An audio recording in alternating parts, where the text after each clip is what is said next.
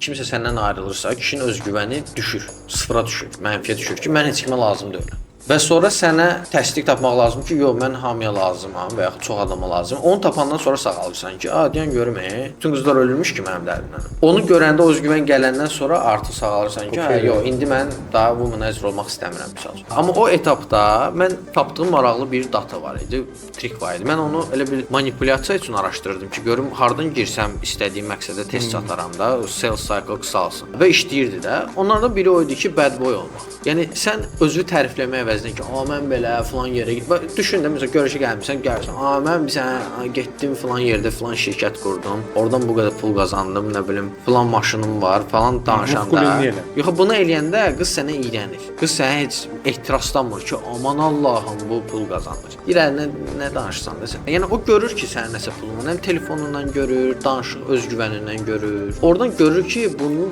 ya pulu var, ya güclü görürsən də bu.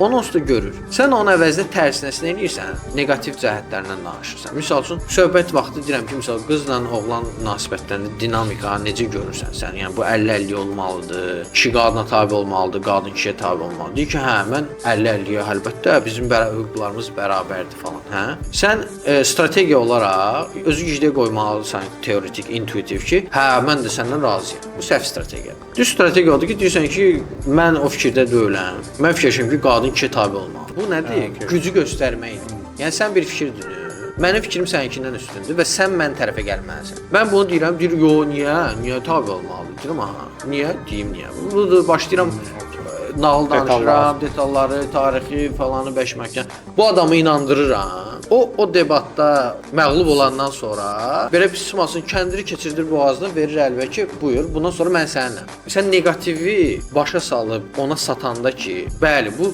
ilkin olaraq səndən negativ keyfiyyətim kimi görsənir, amma sən məndə sevəcəyin bu sənə propaganda olmuş bir şey. Və sən onu geriyə inandıranda ki, sən arqumentlər gətirirsən. Arqument gətirəndə nədir? Sən ona intellektiv göstərsən. O yavaş-yavaş sən dediyin arqumentləri həzm edəndən sonra onun içində olan hiss odur ki, aman Allahım, bu necə ağıllıdır? Bu necə intellektualdır? Bu necə faktları gətirir və s. necə danışır? İntellekt güc göstəricisidir yenə. Deyirəm, mən bu kişi ilə olmaq istəyirəm ki, bu əjdahadır.